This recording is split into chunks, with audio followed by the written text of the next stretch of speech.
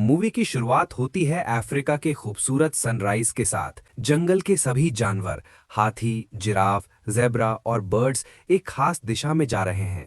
सभी pride rock के पास इकट्ठा हो रहे हैं, जो इस जंगल के राजा का महल है। यहाँ हमें मिलते हैं किंग मुफासा और क्वीन सराबी से।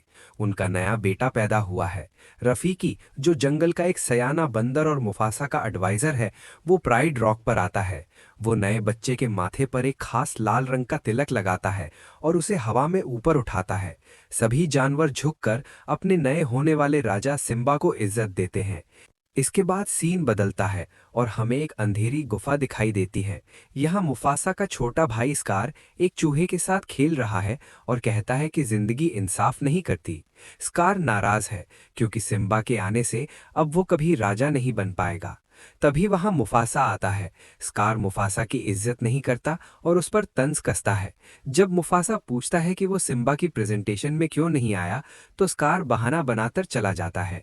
यहाँ हमें साफ दिखता है कि दोनों भाइयों के बीच कितनी नफरत है। सिम्बा थोड़ा बड़ा हो जाता है। एक सुबह वो अपने पिता मुफासा को उठाता है। मुफासा उसे प्राइड रॉक की सबसे ऊंची चोटी पर ले जाता है। यहाँ एक बहुत इंपॉर्टेंट डायलॉग है। मुफासा कहता है, सिम्बा, जहाँ तक रोशनी छूती है वो सब हमारा राज है। वो सिम्बा को समझाता है कि एक राजा का काम सिर्फ हुकूमत करना नहीं, बल्कि सबकी रक्षा करना है। लेकिन वो एक अंधेरी जगह की तरफ इशारा करके मना करता है कि वहां कभी मत जाना। इसी सीन में हम जाजू को देखते हैं, जो एक हॉर्नबिल बर्ड है और राजा का खबरी है। मुफासा सिम्बा को शिकार पर हमला करना सिखाता है, जिसे सिम्बा जाजू पर प्रैक्टिस करता है। सिम्बा अपने चाचा स्कार के पास जाता है और बताता है कि वो पूरा राज संभालेगा। स्कार बड़ी चालाकी से सिम्बा के दिमाग में उस अंधेरी जगह के लिए क्यूरियोसिटी पैदा कर देता है। वो बताता है कि वो जगह एलिफेंट ग्रेवयार्ड यानी हाथियों का कब्रिस्तान है और सिर्फ बहादुर शेर ही वहां जाते हैं। स्कार जानता था कि सिम्बा वहां जरूर जाएगा। सिम्बा अपनी दोस्त नाला के पास जाता है और दोनों खेलने के बहाने निकल जाते हैं। जाजू उनके साथ होता है, लेकिन सिम्बा और नाला गाना गाते हुए जाजू को चकमा दे देते हैं। दोनों बच्चे उस मनहूस जगह एलिफेंट ग्रेवयार्ड पहुंच जाते हैं। वहां का माहौल बहुत डरावना है, सूखी हड्डियां और धुआं। अचानक वहां हाइनाज आ जाते हैं, जिनका लीडर शेंजी है, साथ में कमारी और अजीजी। हाइनाज उन्हें मारने ही वाले होते हैं कि अचानक मुफासा वहां आ जाता है। मुफासा हाइनाज को बुरी तरह डराता है और बच्चों को बचाकर ले जाता है। रात को मैदान में मुफासा सिम्बा को डांटता है। सिम्बा रोता है और कहता है, मैं तो बस आपकी तरह बहादुर बनना चाहता था। मुफासा उसे समझाता है कि बहादुर होने का मतलब मुसीबत ढूंढना नहीं होता। फिर माहौल शांत होता है। मुफासा आसमान की तरफ देखकर सिम्बा को बताता है कि गुजरे हुए जमाने के महान राजा सितारों में बनकर हमें देख रहे हैं। जब भी तुम अकेला महसूस करो, याद रखना वो तुम्हारे साथ हैं, और मैं भी। ये बात आगे चलकर सिम्बा के लिए बहुत जरूरी साबित होती है। स्कार वापस एलिफेंट ग्रेवयार्ड जाता है। हमें पता चलता है कि हाइनाज और स्कार मिले हुए हैं। स्कार उन्हें कहता है कि अगर वो मुफासा को मारने में उसकी मदद करेंगे तो वो उन्हें शेरों के इलाके में शिकार करने की इजाज़त दे देगा और कभी भूखा नहीं रहने देगा। वो अपना प्लान बनाता है, मुफासा और सिम्बा दोनों को मारने का। स्कार सिम्बा को एक घटी में ले जाता है और कहता है कि यहाँ रुको, तुम्हारे पिता के लिए एक सरप्राइज है। स्कार के इशारे पाते ही हाइनास जंगली भैंसों के झुंड को डराकर घटी में भगा देते हैं। हजारों भैंसे दौड़ते हुए आते हैं। सिम्बा की जान खतरे में पड़ जाती है। स्कार मुफासा के पास जाता है और झूठ बोलता है कि सिम्बा फंस गया है। मुफासा बिना सोचे कूद जाता है। वो सिम्बा को तो एक ऊंची जगह पर बचा देता है, लेकिन खुद भीड़ में गिर जाता है।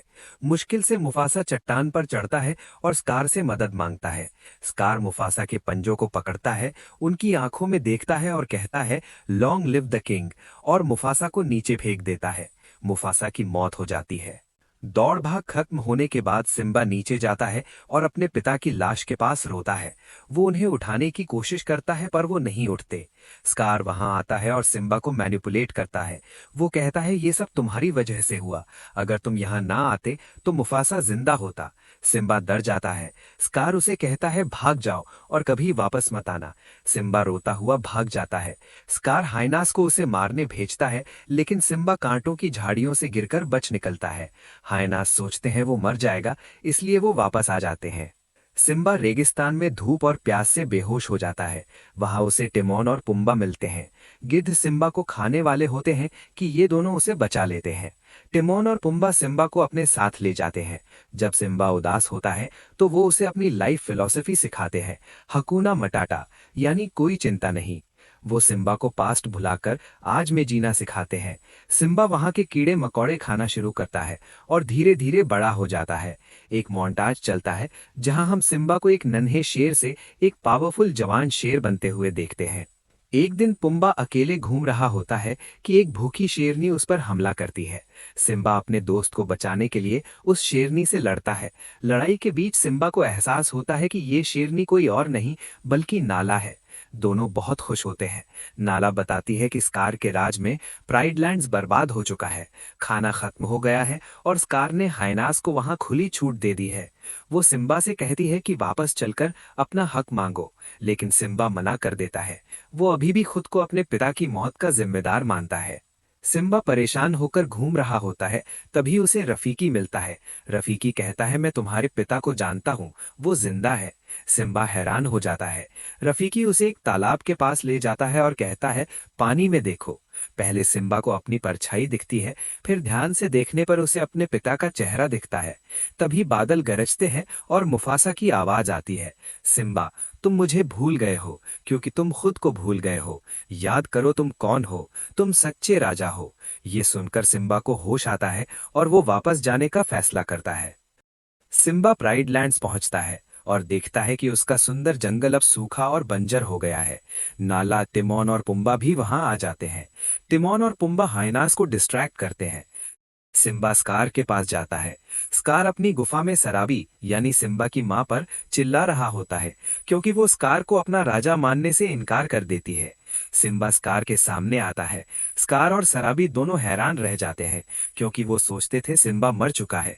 स्कार फिर से वही चाल चलता है। वो सबके सामने सिम्बा से पूछता है, मुफासा की मौत का जिम्मेदार कौन है? मजबूरी में सिम्बा कहता है, मैं हूं। स्कार सिम्बा को धीरे धीरे प्राइड रॉक के किनारे तक ले जाता है। सिम्बा गिरने ही वाला होता है, बिल्कुल वैसे ही जैसे मुफासा लटका था। जब सिम्बा बेबस होता है तो स्कार उसके कान में विस्पर करता है, मुफासा को मैंने मारा था। ये सुनते ही सिम्बा में गुस्सा भर जाता है। वो स्कार पर झपटता है और उसे मजबूर करता है कि वो सबके सामने सच बोले। आखिरकार स्कार कबूल कर लेता है कि कूनी वो खुद है। सच बाहर आते ही हायनाज और शेरनियों के बीच भयंकर लड़ाई शुरू हो जाती है। नाला शेंजी से लड़ती है। टिमोन और पुम्बा भी हायनाज की धुलाई करते हैं। सिम्बा स्कार का पीछा करते हुए सबसे ऊपर चोटी पर जाता है। चारों तरफ आग लगी होती है। स्कार गिड़गिड़ाता है, कहता है कि ये सब हायनाज का प्लान था, मैं तो बेगुनाह हूँ। ये बात हायनाज सुन लेते हैं जो पास ही छुपे हुए थे। सिम्बा स्कार को नहीं मारता और वही डायलॉग बोलता है जो स्कार ने उसे बचपन में बोला था, run away and never return.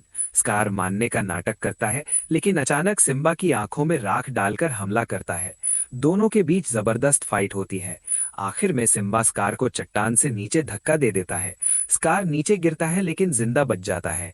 वहां उसे हाइनाज घेर लेते हैं क्योंकि स्कार ने अभी उन्हें धोखा दिया था। हाइनाज भूखे होते हैं और स्कार पर टूट पड़ते हैं। स्कार का अंत होता है।